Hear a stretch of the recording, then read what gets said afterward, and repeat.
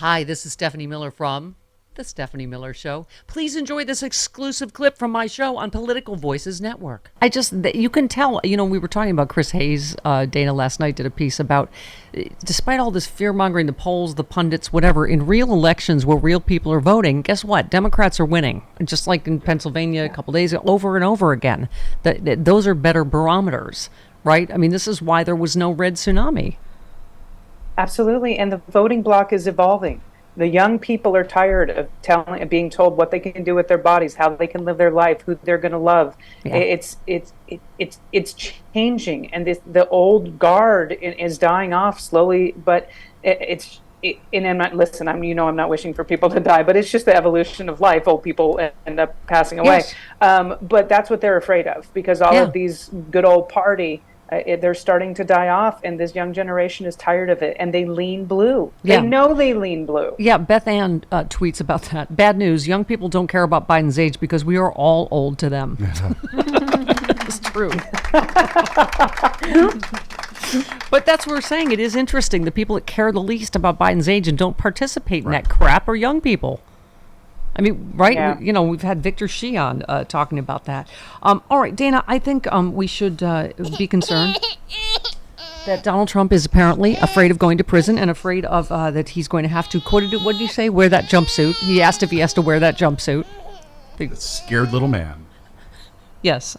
And also, Sidney Powell also has some concerns. I can't use pre-check anymore. Legal experts mock Sidney Powell over her TSA complaint.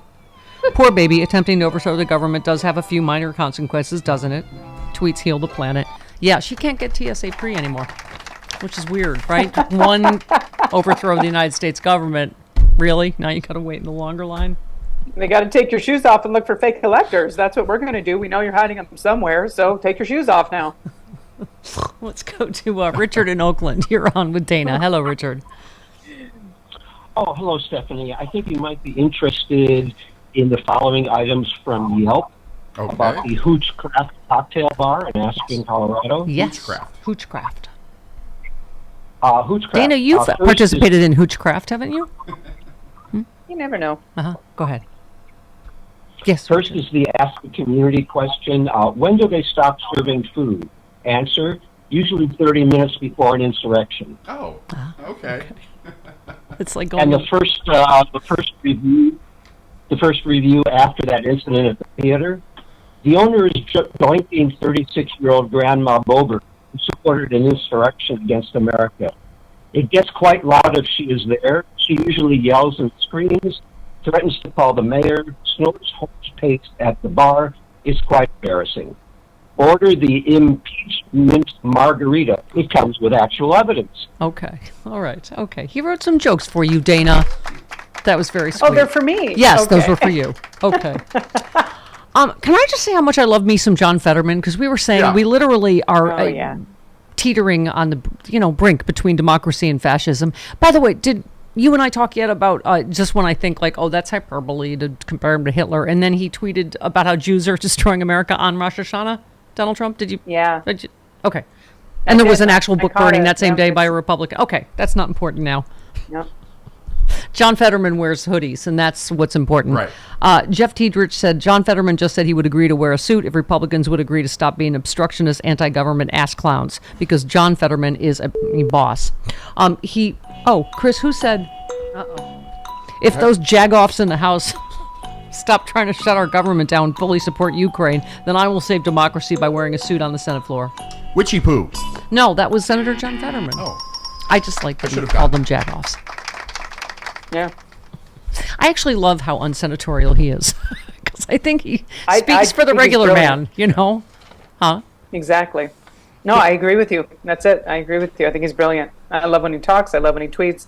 And he doesn't mess around. He doesn't hold punches. And you definitely don't want to get punched by John Fetterman. That's for sure. Yeah. And he's funny. Just the whole oh, yes, please don't impeach him. I'm scared. Like, he's just... he tweeted a picture of Homer Simpson in response to viral conspiracy theorists who won't stop promoting the claim that he's been replaced by a body double. By the way, where do you find how tall is he? 7 foot tall? Body double that looks like John Fetterman. Really? He tweeted Senator Guy Incognito, Democrat of Pennsylvania, referring to the plot line in The Simpsons. He said Fetterman said to a reporter, "I have to talk to my other," when asked about the conspiracy theory. "It's all true. I'm Senator Guy Incognito." A BBC reporter tweeted, "There's now a community of people online who regularly share images of John Fetterman to figure out if he's real or has been replaced by a body double. The tweet features side-by-side comparisons of the senator sporting different styles of facial hair and missing tattoos." I don't know what to say anymore in the conspiracy, just loony land that we have found ourselves in. Yeah, there's nothing to be said. You can't argue with people that aren't living in the same in reality. I don't even want to say the same reality as us, because there's really only one reality. Everyone else has a perception of what's happening. So you can't argue with people like that. Yeah. He also began selling. You can, but why? He's also selling a shirt on his website that says John Fetterman body double. But I feel like it's the only way you can. You do it every day. Is to use humor to fight back against these lunatics, right? Oh, you have to. If you don't find some humor in what's happening, you will absolutely go crazy. Everyone, take a walk, pet an animal, ask permission to touch someone else. I don't know, but wear a mask at this point because things are getting crazy. Yeah. But take mental health breaks. No, we're not equipped for this. We're not equipped for this. Make sure you get out and get some fresh air. Yeah. What did Brooklyn Dad said to us a couple days ago? He said, that's their slogan. If you can't beat them, cheat them. Yep. I mean, they're so terrified. That's a great idea, automatic registration. And by the way, you can opt out of it. No one's forcing you to, right? Well, the other thing I would love is that if everyone was registered to vote, they actually were, they would exercise their right to vote. It's great if they're going to register people automatically, but we need to figure out how to get them out to the voting booths and to the polls. Because that's the problem, the apathy in this country. It's not that people, I mean, sometimes it's people that don't have access to registration, but those that do, you need to get off your butt and go vote this time. I was just thinking that the other day, Dana. That really is, I think our biggest dilemma is half this country doesn't vote. You know, we keep arguing over these margins and these, you know, the Electoral College and all of the, you know, this, when I just think, oh my God, literally half the country does not vote. And I think you're right. That is huge. Yeah. But, so this is Democratic Pennsylvania Governor Josh Shapiro announced unless they deliberately opt out, eligible residents of Pennsylvania will now use be automatically registered to vote when they obtain or renew their driver's license or ID, a step that voting rights groups applauded as a win for democracy. He said residents of our Commonwealth already provide proof of identity, residency, age, citizenship at the DMV, all the information required to register to vote, so it makes good sense to streamline the process with voter registration. Sure. This is what all this screaming about voter fraud, they know it's crap. Because, you know, when we always talk about the ID, it's like when you go to vote, I mean, all of us here, right?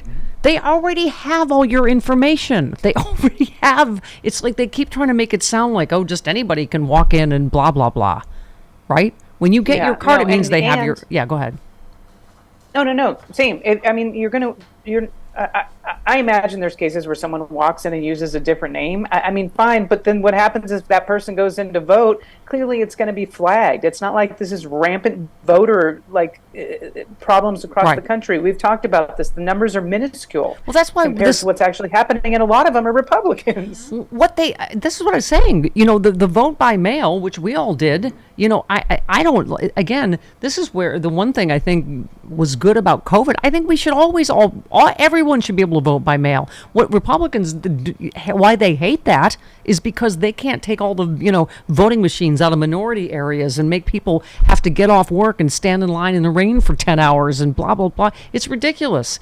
And that's what I was saying, is that's like the safest thing. If you vote by mail, that means they have your address, they have your driver's license, they have all your information. There's nothing that is insecure about voting by mail. And listen, I know people argue about this. I don't think they'll argue the first part. Voting should be a national holiday. People should not have to worry about taking off work for this, or people should just be allowed to take that day.